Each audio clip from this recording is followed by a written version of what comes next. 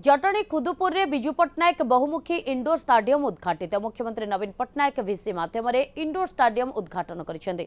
एही कार्यक्रम रे जटणी विधायक सुरेश कुमार राउतरायक सह पुराध्यक्ष अनंत बेहरा, पीडी बादल महांती, बीईओ रश्मिबाला परिडा प्रमुख उपस्थित थिले।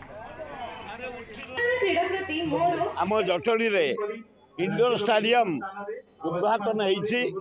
जटणी गोटे होछि वर्ल्ड रो गोटे बढ़िया सिटी, मिनी वर्ल्ड। एठे आंग्लो इंडियन, तेलुगु, तमिल, कर्नाटक, गुजराती, मारवाड़ी, केरली समस्त रुहते। रेलवे जंक्शन, बिजनेस सेंटर, बढ़िया खेलवाड़ी।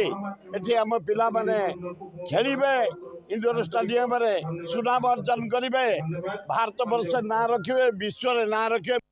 जटणी गोटे अति ऐतिहासिक दिन कहले अत्युक्त हे ना।